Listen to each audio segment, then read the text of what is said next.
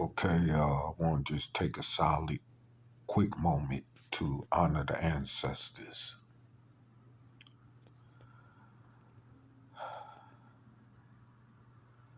Okay, back at you. Well, I want to just go quickly a little bit into, you know, the situation of life.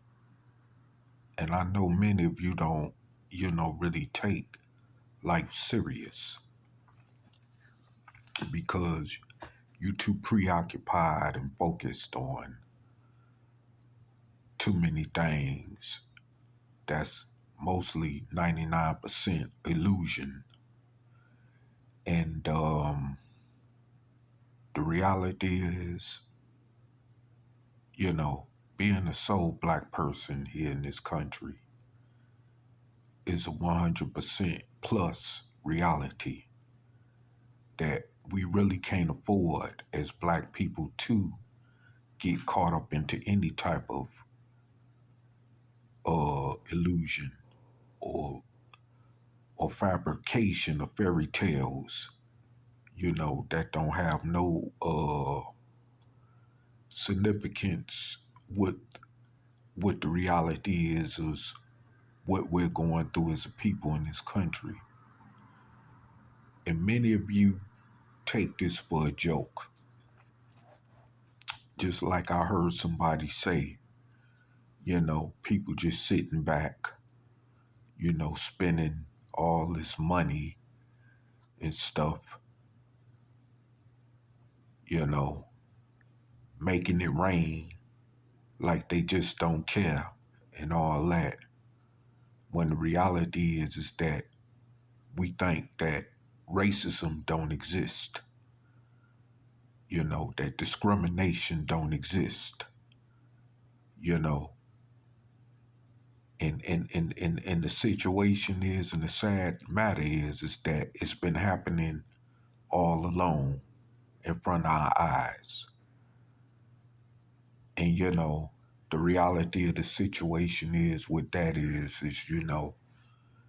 ever since Donald Trump ended up becoming president,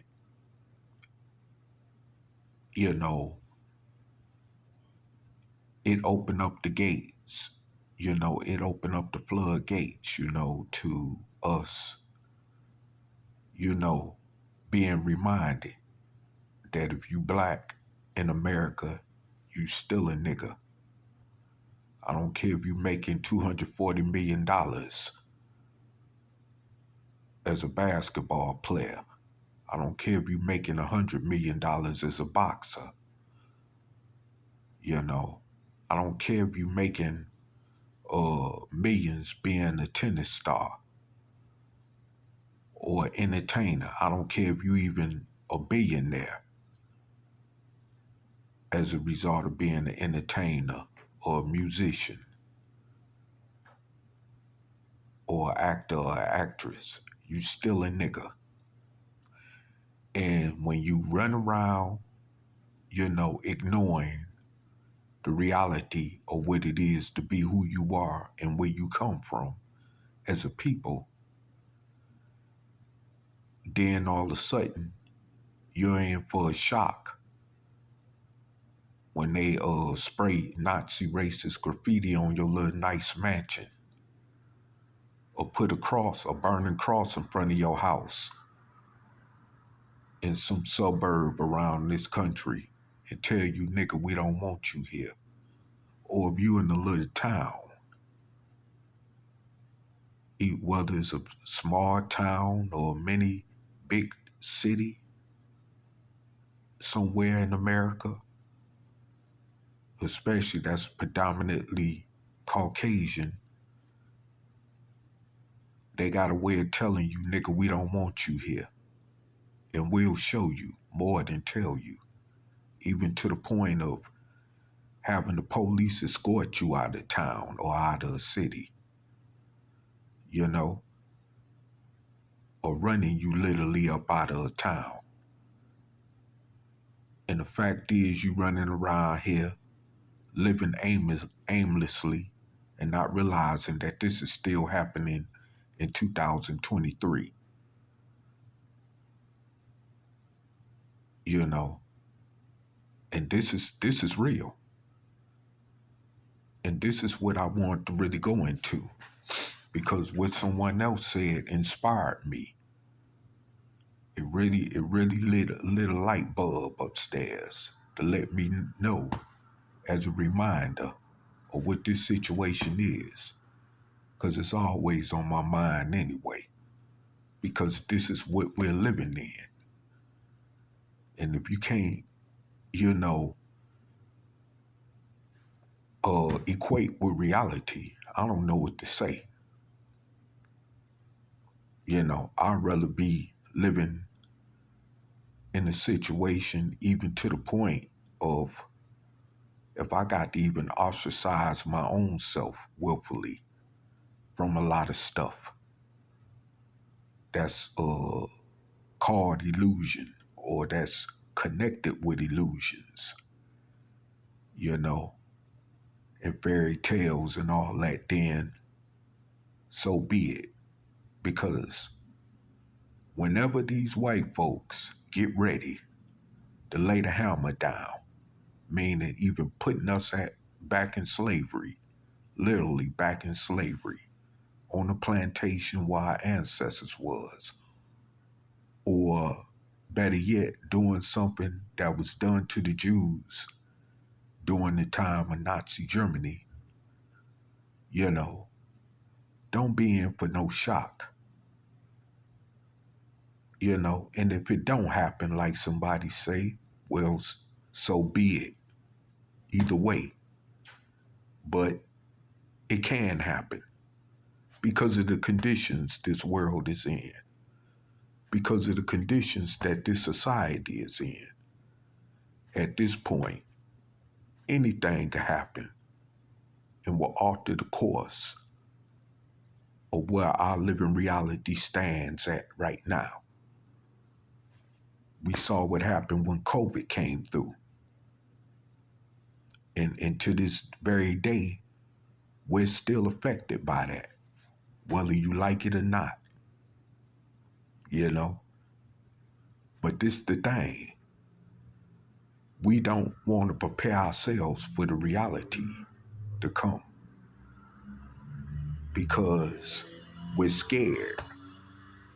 We don't want to give up the benefits of what it is to be a comfortable Negro slave in this nation. So we find all kind of excuses to overlook what's coming our way, let alone what could be coming our way or coming our way, you know, because it is what it is. I mean, the writing is on the wall.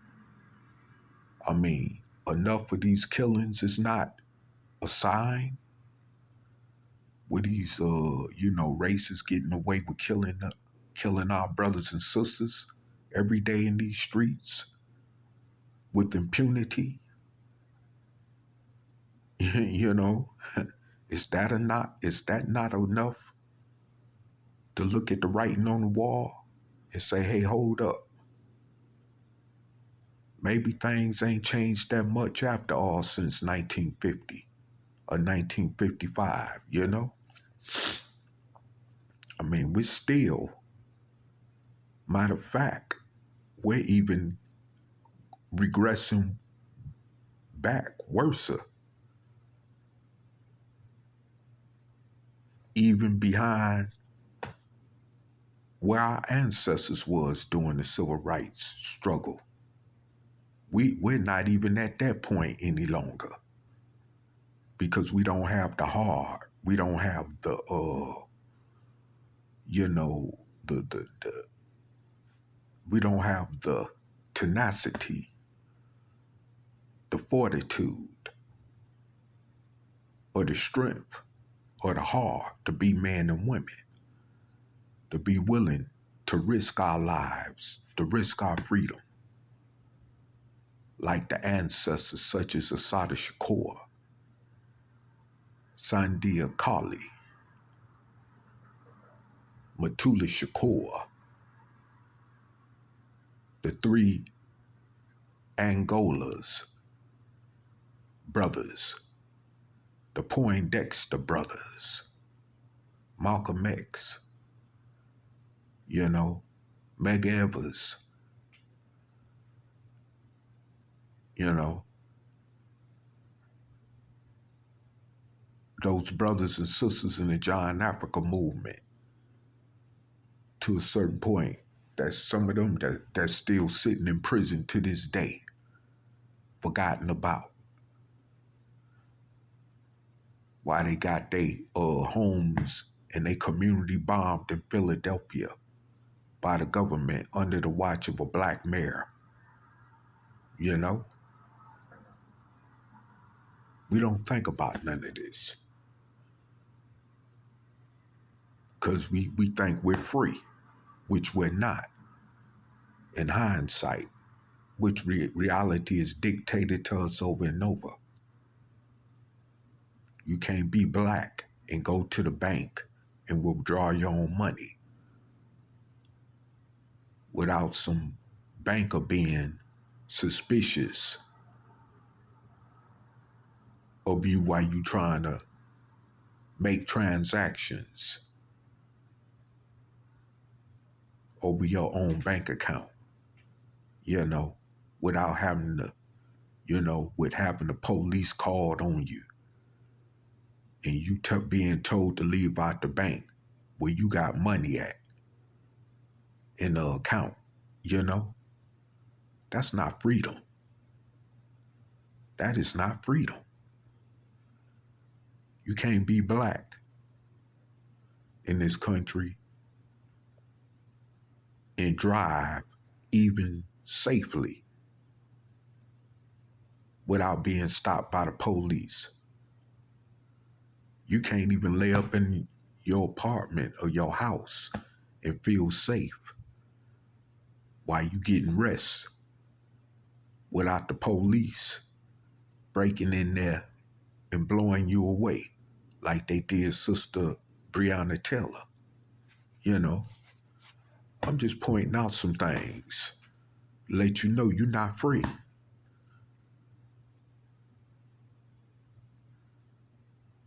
You're not free. We run around here, we turn against each other, especially over nothing most of the time. We work against each other constantly, every day, day in and out, year in and out, you know, out of spite of self-hatred anyway, you know. And then you're not even paying attention to how other groups of people are watching us. And then you wonder why we don't get no respect as a group of people in this country. And we want to individualize it. They don't care which way you act or carry yourself. Even if you carry yourself as a unquote upstanding citizen in this country, you still gonna be disrespected just based off the fact that you black. But yet you still think you free. And so, I just want to point these things out.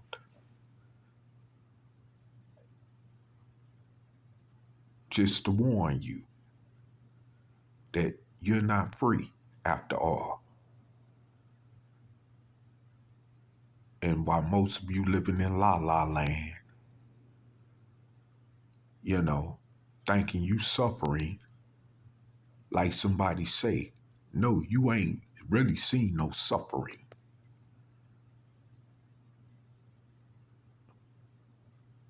Go to some of them continents and countries where these immigrants come from. And you will understand really what suffering is all about then. You ain't saw no suffering. But it's coming a time, like Louis Farrakhan once said, where it's at the doorsteps of America. It's reaching close to the doorsteps of America, and we not even preparing ourselves. And this is why we're trying to warn you by us all getting together, or at least enough of us, because all of us is not going to be in sync with this ideal of Operation Exodus Mississippi. But all it got to take is enough of us. And we could prevent being a part of what could alter the course of not only what's happening in this country, but in this world. Just think, like they've done recently over in some countries, even in certain parts of Europe, where they've simply, because of a national crisis, they've simply frozen your bank account, and there's nothing you could do about it. Stop believing that that cannot happen here in America. We're living in a time where all possibilities, even like that, can happen right here on American soil. And I'm primarily warning us all as sole Black Americans here in this country to wake up. You, the descendants of slaves born here in America, wake up. That's all I could basically say, you know. And before I even end this short video, I also want to say too that, you know, I come to on this journey. I reached a point in this journey in my life that at this point, you know, no matter where we live at, you cannot escape the reality of violence, nor death, nor any circumstances that you see that is going on around us, that is affecting us as communities, neighborhoods, that is affecting us as groups of people, no matter what the skin color is. It's no way of getting around it. And the only thing that an individual can do is make sure that they avoid danger, because nowhere is safe. Not in this country, nor on this earth. And it's taken me time to realize that. And I know I'm kind of getting off subject, but I just want to just remind y'all of that. You know, because even where I live at here, which I thought was kind of a little bit more different to a certain point than the other places I've come from, it's really at the point where it's no different, you know, and so wherever you live or wherever you plan on moving to, just expect that. Now, back on to the subject or the topic of what I was talking about, far as life and the reality, far as life is concerned, you know, I just have to say that we have to stop being, you know, docile and naive to the realities of this society as well as world that we're in, and start understanding that we're not free. Matter of fact, let me say something real fast. White people in this country are not even free. And there's some of them that's waking up realizing that, let alone some of the majority who still don't realize that. So if they're not free, what make you think you free as a sole black person living in this country? You see, especially when you're at the bottom totem pole of every other nationality and ethnicity that's living in this country. You know, so I mean, this is just the reality, and this is why we've been warning you for the last 5 years that we need to carve out a new existence for ourselves under the auspices of Operation Exodus Mississippi, that we can be free of whatever is to come to change the course of life in this nation as we know it. And I just have to say that I can't say it no more than what I'm saying in terms of what I'm speaking about. I can't say no more than that, because I mean we're really in a more delicate situation as black people than we've ever been. You know,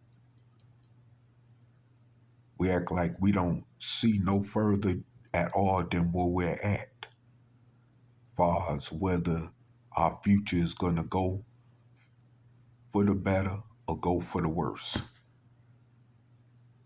At least our slave ancestors in this country had some type of kind of optimism about their future,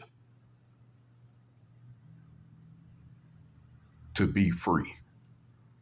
We're not even on that level of what our slave ancestors was, and that's a shame, especially in 2023,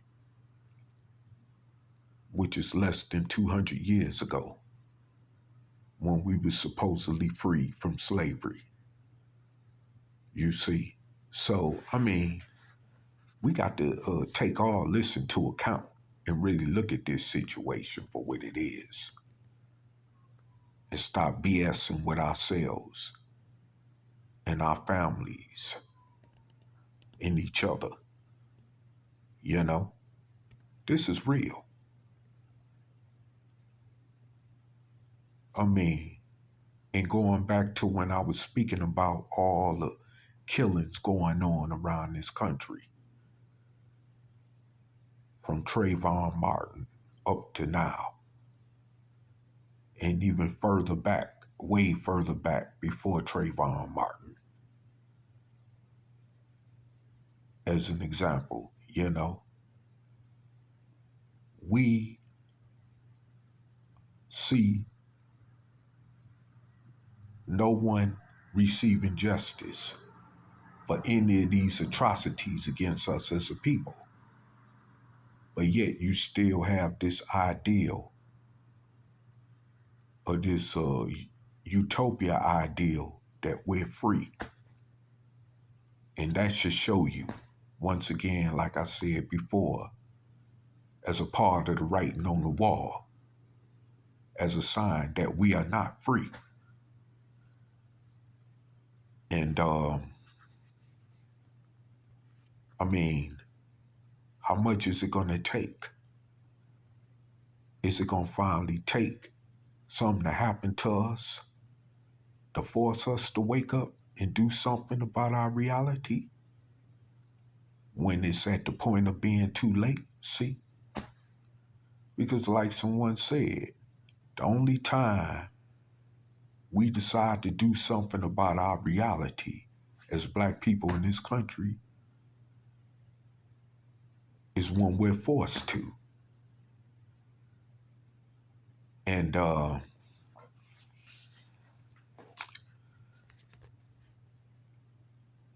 used to hear that all the time, periodically, when I was in them black conscious teachings. But that is true. The only time we're willing to get out there and do something, whether it means risking our own freedom and lives or even livelihoods or whatever we think we got to hold on to and risk that, you know, uh, is because we're forced to.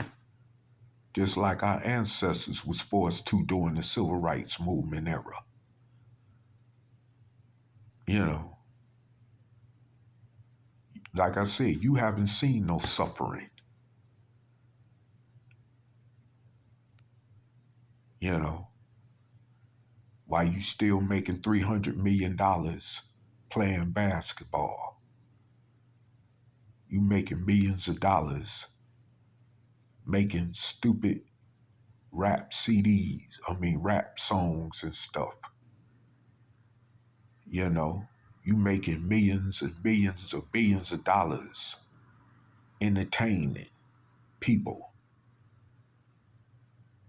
you know, and stuff like that.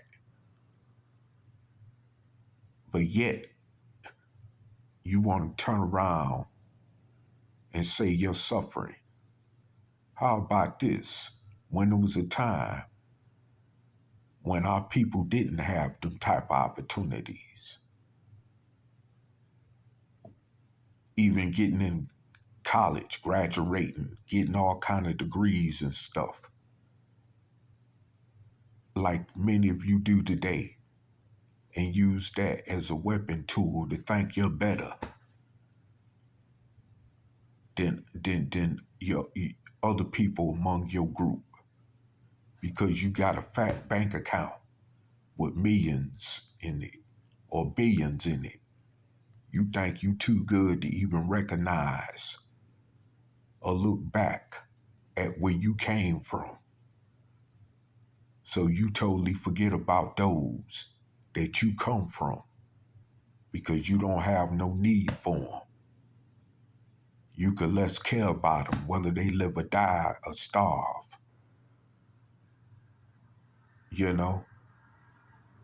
But before that, those who fought, so you could even be able to do that. Those who fought and died, so you could be able to have $1 million or $1 billion bank account or live in a nice townhouse or a nice mansion, you know, or a nice comfortable apartment or home somewhere far away as you can from the hood, like they call it today. You know, you forgot about those who made that possible.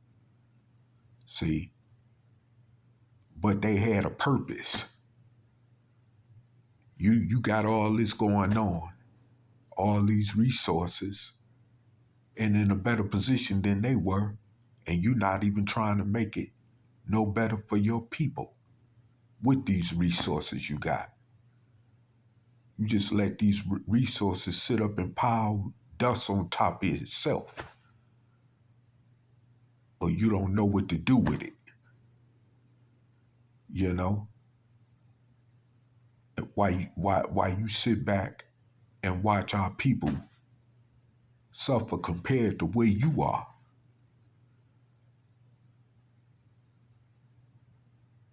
You know,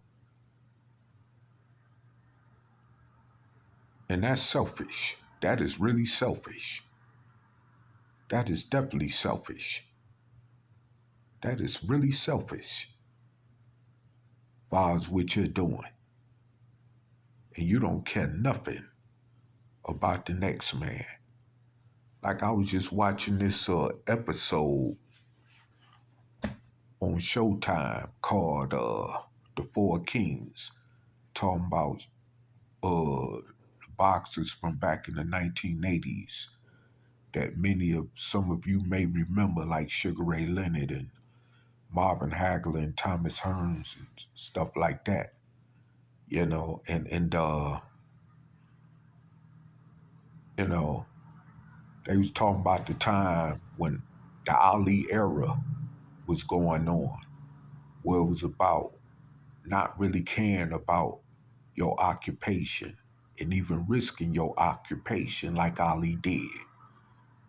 This just stand for something. And someone asked Sugar Ray Leonard a question about Ali. And they asked him, would he strive for like would he strive to be like Ali or good as Ali? And he said that, well, he said something like he would strive to be